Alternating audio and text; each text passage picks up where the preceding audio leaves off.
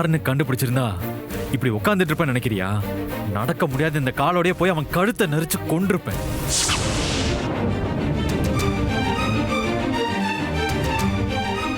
ஓ, நீ அவ்வளோ கோவமா இருக்கியா?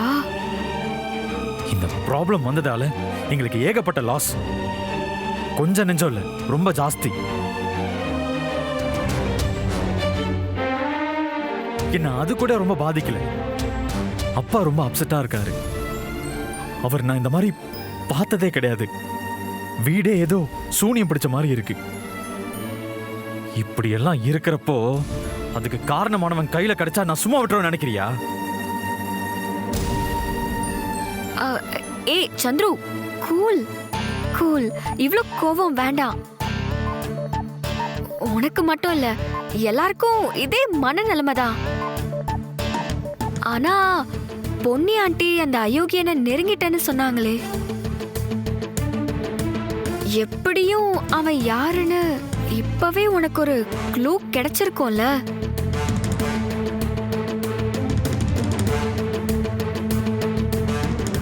அப்படிதான் சொல்றாங்க பூஜா. ஆனா அது சம்பந்தமா யார்கிட்டயுமே விவரமா சொல்லலையே. ஏன் பூஜா, உனக்கு ஏதாவது தெரியுமா?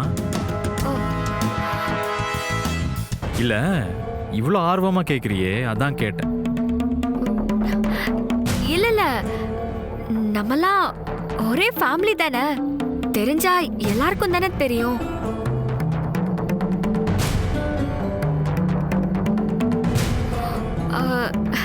சரி, எப்படியும் நாளைக்கு தெரிஞ்சிட போகுது. நீங்க ரெண்டு பேரும் அத பத்தி யோசிச்சுட்டு இருக்காம ஃப்ரீயா ஜாலியா இருங்க. டிஸ்டர்பன்ஸா நான் எதுக்கு நடுல? Sorry. Pooja is a nice girl இல்ல? ரொம்ப நல்ல பொண்ணா இருக்கா.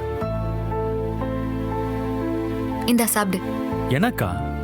பப்பாளியா? நான் உனக்குல வெட்டிட்டு இருக்கேன்னு நினைச்சேன். எனக்கு தான் பப்பாளியே பிடிக்காதே. என்ன விளையாடுறியா? நானா பேஷண்ட்? உனக்கு தானே கட் பண்ணிட்டு இருக்கேன். சாப்பிடு. இல்ல எனக்கு வேணாம், நான் அப்புறமா சாப்பிடுறேன்.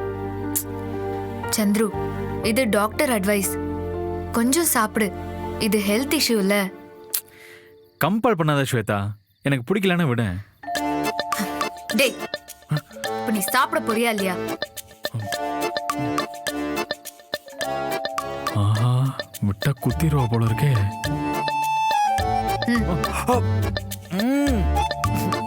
சாப்பிடு.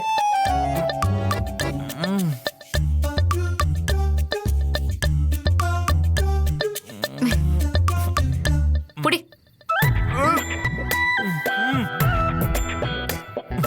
என்ன எனக்கு ஊட்டிட்டு இருக்க? நீ ஒரு பீஸ் எடுத்து சாப்பிடு. எனக்கா? பப்பாளியா? எனக்கு பிடிக்காது. அடி பாவி, உனக்கும் பிடிக்காதா? எனக்கு பிடிக்கலன்னதுமே ஊட்டி ஊட்டி விட்டேல. இரு, இப்போ உனக்கு ஊட்டி விடுறேன். நீயும் சாப்பிடணும். உன்னை பார்க்க வச்சு நான் மட்டும் சாப்பிட்டேன்னா எனக்கு வயிறு வலிக்கும். அதுவும் ஹெல்த் இஷ்யூ ஆகும். என்ன? நான் சாப்பிடணுமா? நோவே. அப்போ இனிமே நானும் நோவே.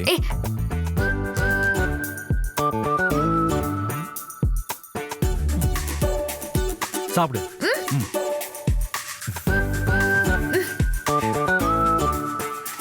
சாப்பிடு. சாப்பிடு நல்லா.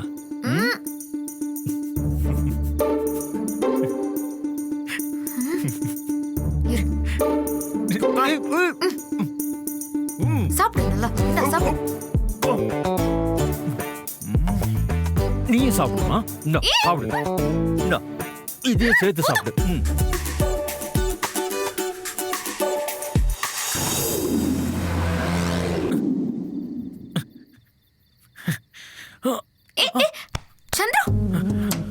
என் கண்ணுக்குள்ள ஒரு சிறுக்கி கட்டி போட்டாளே என்ன இருக்கி, மனச கட்டி போட மறுத்தாளே.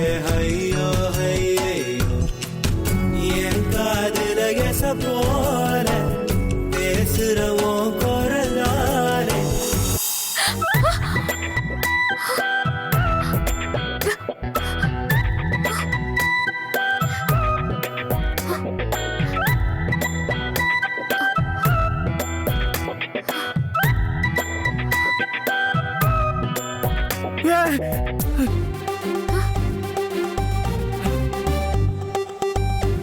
என்னாச்சு?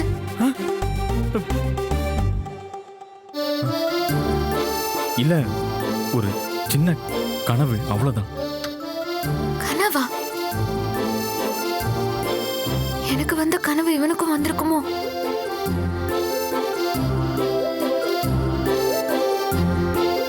சரி, என்ன கனவு? நம்ம கண்ட கனவெல்லாம் ஷேர் பண்ணிக்கணும்னு ஏதாவது டீலிங் இருக்கா என்ன? பேசாம படுத்து தூங்கு.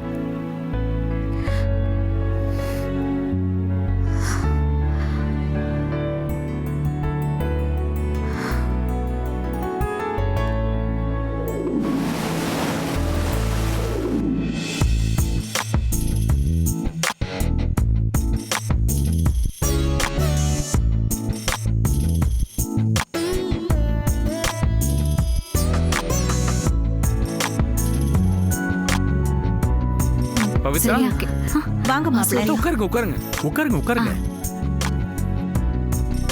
பவித்ரா, மாப்பிள்ளையும் நானும் ஒரு நல்ல இடம் பார்த்துட்டு வந்திருக்கோம்.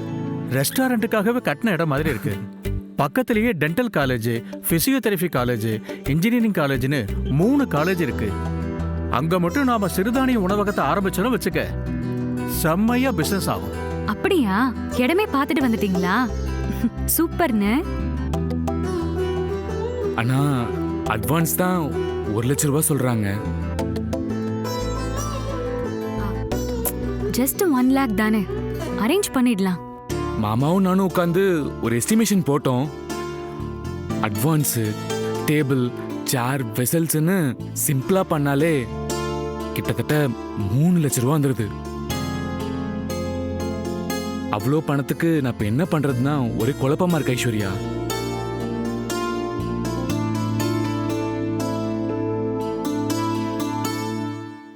ஒரு நிமிஷம் இருங்க, நான் வரேன்.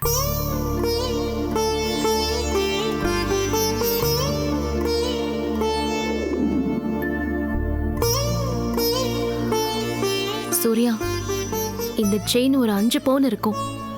இதை வித்தா எப்படியும் ஒரு 1.5 லட்சம் வரைக்கும் கிடைக்கும். இதை வச்சு முதல்ல கடைக்கு அட்வான்ஸை கொடு. மற்ற செலவுக்கு என்ன பண்ணலான்னு அப்பாவே சொல்லுவாரு. புடி சூர்யா, இந்தா.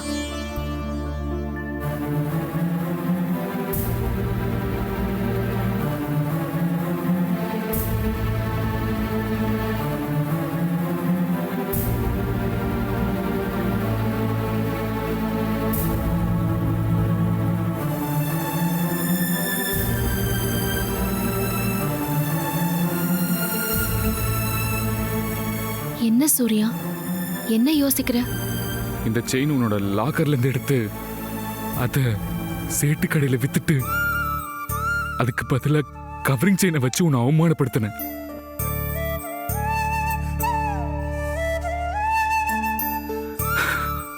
ஆனா இன்னைக்கு இதே செயின் நான் ஒரு புது வாழ்க்கை ஆரம்பிக்கிறதுக்காக நீ எனக்கு கலட்டி தர.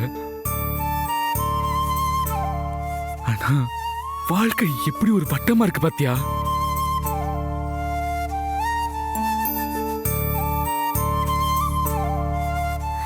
சூர்யா, நீதான் அந்த செயினை மாத்தி வச்சியா? நான் ஒரு பைத்தியக்காரன், முட்டாள், மிருகம் மாதிரி நடந்துக்கிட்டேன்.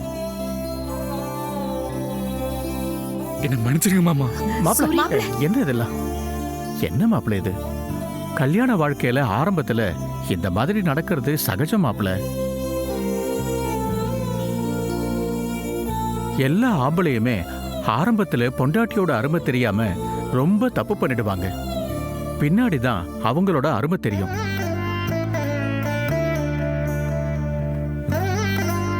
நீங்க இவ்வளவு சீக்கிரம் திருந்தி வந்தீங்களே, அதுவே போதும் மாப்பிள்ளை. மாப்பிள்ள, பழசெல்லாம் மறந்துருங்க. புதுசா தொழில் ஆரம்பிக்கும் போது எதுக்கு அதையெல்லாம் யோசிச்சுக்கிட்டு? முதல்ல இந்த நகையை வித்து கடைக்கு அட்வான்ஸ் கொடுங்க. அடுத்தடுத்து செலவுக்கு என்கிட்ட கொஞ்சம் நகை இருக்கு, அதை நான் தரேன். நீங்க மட்டுமே கொடுத்தா என் அண்ணனுக்கு ஏன் பங்குன்னு ஒண்ணு இருக்க வேண்டாமா? ஐஷு என்ன பண்ற? அண்ணே இந்த செயினை வச்சு இதையும் கடை செலவுக்கு வச்சுக்கோ. ஐஷு வாங்கிக்கண்ணே. ம்.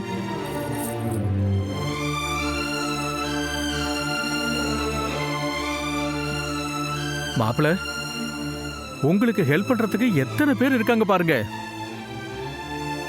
ஐஸ்வர்யா, பவித்ரா, இது நான் விற்க போறது இல்ல, அடகுதான் விற்க போறேன். கடையை நடத்தி 6 மாசத்துல உங்க 2 பேரோட நகையும் திருப்பி கொடுப்பேன். மத்ததெல்லாம் அப்புறமா பாத்துக்கலாம். இப்போ அடுத்து என்ன பண்ணலாங்கிறத யோசிங்க. ம். கடைக்கு ஒரு நல்ல பேர் யோசிக்கணும். என்ன வைக்கலாம்? எங்க ஃபேமிலில என்ன பிசினஸ் ஸ்டார்ட் பண்ணாலும் எங்க அம்மா பொன்னின்ற பேர்ல தான் ஸ்டார்ட் பண்ணுவோம். எங்க குடும்பம் இந்த அளவுக்கு வளர்ந்து வந்ததுக்கு பொன்னின்ற அந்த பேர் தான் காரணம். அந்த பேர் தான் எங்க குடும்பத்தோட அடையாளம். அதனால இந்த கடையையும் எங்க அம்மாவோட பேர்லயே ஆரம்பிச்சிடலாமா? அண்ணே, அப்பா அம்மா பேர்ல ஆரம்பிச்சாரு. அதே மாதிரி நீ பவித்ரா அண்ணி பேர்ல ஆரம்பிக்கிறது தான் கரெக்டா இருக்கும். இல்ல ஐஸ்வர்யா, நான் சொல்றேன், பொன்னியத்த பேர்ல ஆரம்பிக்கிறது தான் கரெக்ட். அது மட்டும் இல்ல, அத்தையோட ஆசீர்வாதமும் கிடைக்கும். எங்க குடும்பத்தில இருந்து எல்லாரும் சொல்ற மாப்பிள, பொன்னிங்கிற பேர் தான் கரெக்ட். அப்போ பொன்னி சிறுதானிய உணவகம், இதுதான் கடை பேரு. ஓகேவா? பொன்னி சிறுதானிய உணவகம். சூப்பரா இருக்கு. பரவாயில்ல, ஒர்க் பண்ற அளவுக்கு முடியுது. நடக்க பழக சொன்னாங்க, சீக்கிரம் சந்திரு. சரியாயிடும்னாங்க. இந்த டேப்லெட். சரி, நான் கூப்பிடுறேன். சார் வாங்க. Good morning sir. வரவே மாட்டேன்னு சொல்லிட்டு போனீங்க, இப்போதைக்கு வந்திருக்கீங்க? முதல்ல உங்ககிட்ட மன்னிப்பு கேட்டுக்கிறோம். ஆமாம் சார். 20 வருஷமா எங்களுக்கு நல்ல மெட்டீரியல் சப்ளை பண்ணிட்டு இருந்த கம்பெனி நீங்க. அப்படிப்பட்ட உங்க கம்பெனியவே நாங்க கேன்சல் பண்ணிட்டு போயிட்டோம். அதுக்காக எங்களை மன்னிச்சிருங்க சார். மன்னிச்சிருங்க சார். இப்போ எதுக்கு சார் வந்திருக்கீங்க?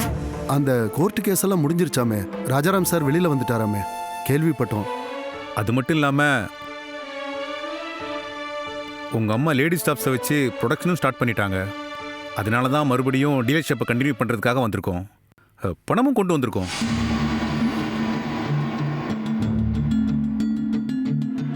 ராஜாராம் சார் ரொம்ப நல்ல மனுஷன். அவர் தப்பு பண்ணிருக்க மாட்டாருன்னு அப்பவே நினைச்சோம். தப்பு பண்ணிருக்க மாட்டாருன்னு இப்ப சொல்றீங்களே, இந்த நம்பிக்கை அப்ப எங்க போச்சு?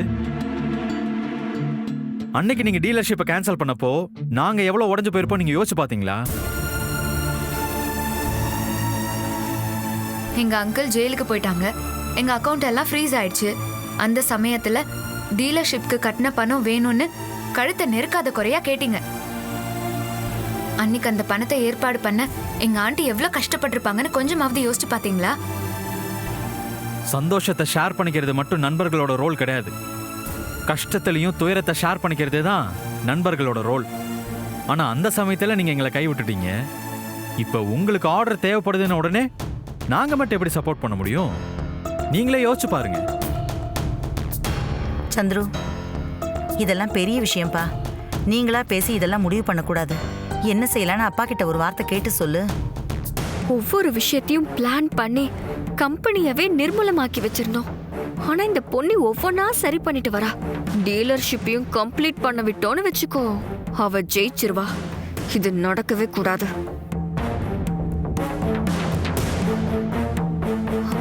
ஏங்க, உங்களுக்கு எல்லாம் ஏதாவது பிசினஸ் எத்திக்ஸ் இருக்கா? நாங்க கஷ்டத்துல இருக்கும்போது தூக்கி எறிஞ்சிட்டு போனீங்க, இப்போ எந்த மூஞ்சோட திரும்ப வந்திருக்கீங்க? இன்னைக்கு எங்க அங்கிள் கிரேட் மேன்னு சொல்ற உங்களுக்கு, எங்க அங்கிள் எப்பவுமே கிரேட் மேன்னு உங்களுக்கு தெரியாதா? எங்களோட டீலர்ஷிப் வச்சுக்கிறதுக்கு 1000 பேர் கியூல நிக்கிறாங்க. உங்களோட டீலர்ஷிப்லாம் எங்களுக்கு தேவையில்ல, கிளம்புங்க. பூஜா, 1 நிமிஷம். வணக்கம் சார். வணக்கம் மேடம். வணக்கம் மேடம். என்ன பூஜா, டீலர்ஸ் கிட்ட இப்படி மரியாதை இல்லாம பேசிட்டு இருக்க? முதல்ல மன்னிப்பு கேளு. ஆண்டி நம்ம ஸ்ட்ரகிள்ல இருக்கும்போது கைவிட்டு போனவங்க இவங்க. பூஜா, மன்னிப்பு கேளுன்னு சொல்றேன்ல.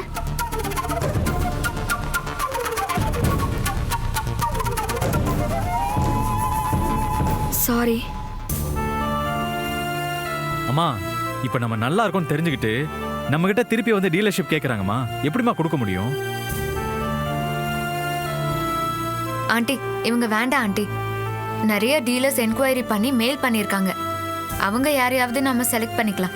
சந்துரு, ஸ்வேதா, பூஜா, முதல்ல நீங்க 3 பேரும் ஒரு விஷயத்த நல்லா புரிஞ்சுக்கணும். பிசினஸ்ல வரட்டு பிடிவாதம் இருக்கவே கூடாது. இன்னைக்கு நல்லா இருக்கிறவங்க நாளைக்கு நல்லா இருக்க மாட்டாங்க.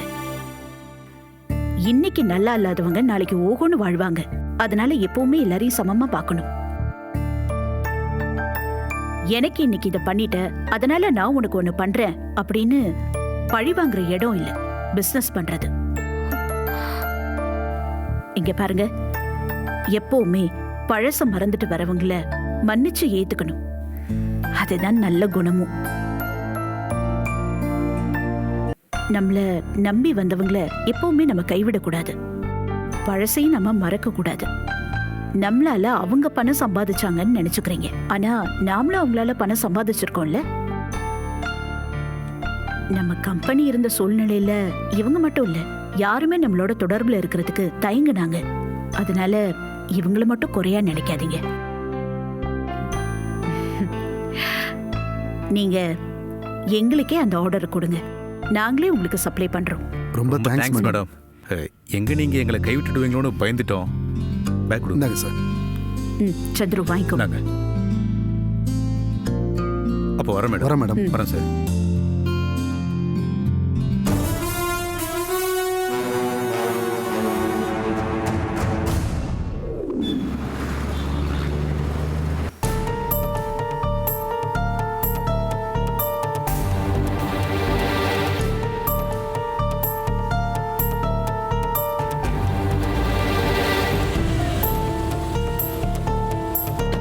வாயா.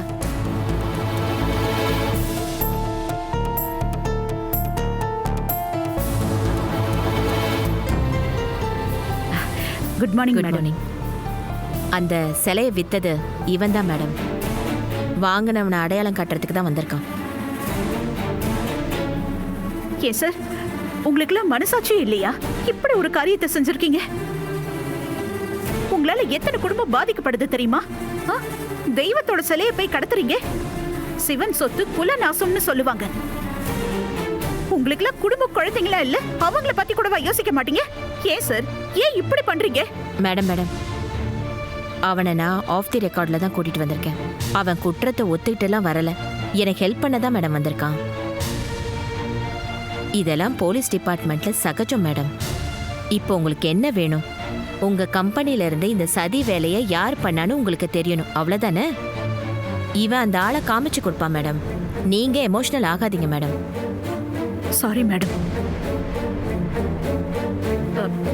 பரந்தாமன், சொல்லுங்க மேடம். நம்ம கம்பெனில டிரான்ஸ்போர்ட் கண்டக்ட் பண்ற எல்லா ஸ்டாஃபையும் கூப்பிடுங்க. சரிங்க மேடம். கூப்பிட்டு வந்துடுறேன். கூப்பிடுங்க. வாங்க மேடம்.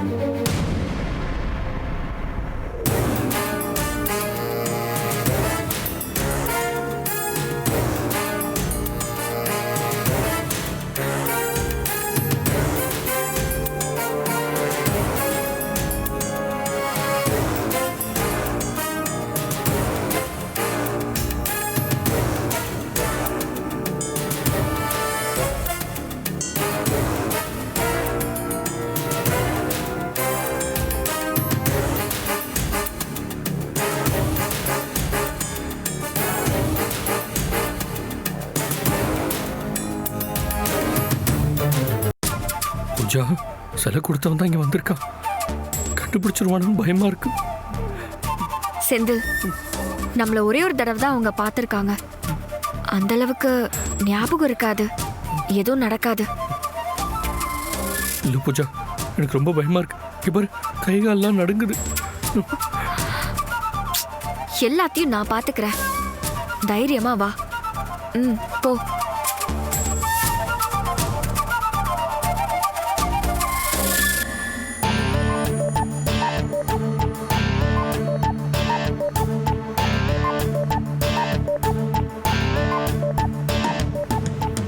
இவங்க தான் எங்க ஆபீஸ்ல வேலை செய்யற முக்கியமான ஸ்டாஃப்.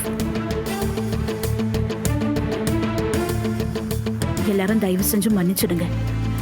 சாரோட அந்த சிலை கடத்தல் கேஸ் விஷயமா விசாரணை பண்றதுக்காக தான் மேடம் வந்திருக்காங்க. அந்த கடத்தலுக்கு ஹெல்ப் பண்ணுவேன் நம்ம கம்பெனிலேயே ஒருத்தர்னு தகவல் வந்திருக்கு. அது யாருன்னு அடையாளம் காட்டுறதுக்கு தான் இவர் வந்திருக்காரு. இன்னும் கொஞ்ச நேரத்தில் அது யாருன்னு தெரிஞ்சிடும். அது வரைக்கும் நீங்க எல்லாரும் கொஞ்சம் கோஆபரேட் பண்ணணும்.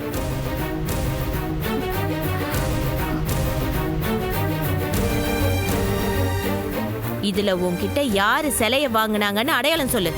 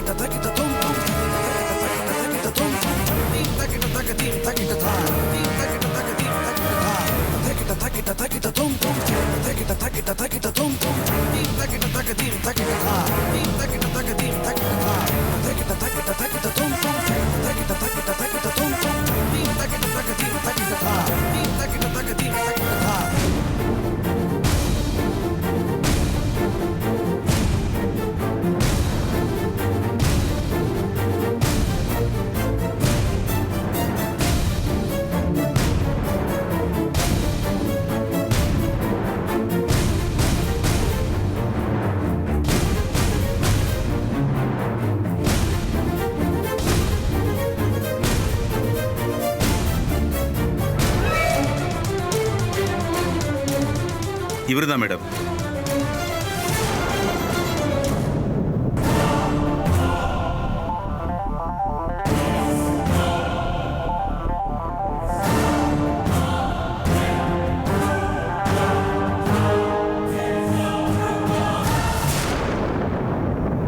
என்ன விவேக் சார், நீங்களா இந்த காரியத்தை செஞ்சீங்க? எத்தனை வருஷமா இந்த கம்பெனியில வேலை செய்றீங்க. இந்த கம்பெனி வளரும் போது நீங்களும் கூடவே தானே வளர்ந்தீங்க. அவரு உங்களுக்கு எவ்வளவு ஹெல்ப் பண்ணிருப்பாரு, உங்களுக்கு எவ்வளவு நம்பினாரு. அதெல்லாம் மறந்துட்டீங்களா? இப்படி ஒரு துரோகத்தை எப்படி சார், எப்படி உங்களால முடிஞ்சது? என்ன மேடம் இவன் கிட்ட எல்லாம் போய் பேசிட்டு இருக்கீங்க? உள்ள தள்ளி முட்டிக்கு முட்டி தட்டணும் மேடம். யோ நடையா, நடையான்னு சொல்றல, நடையா.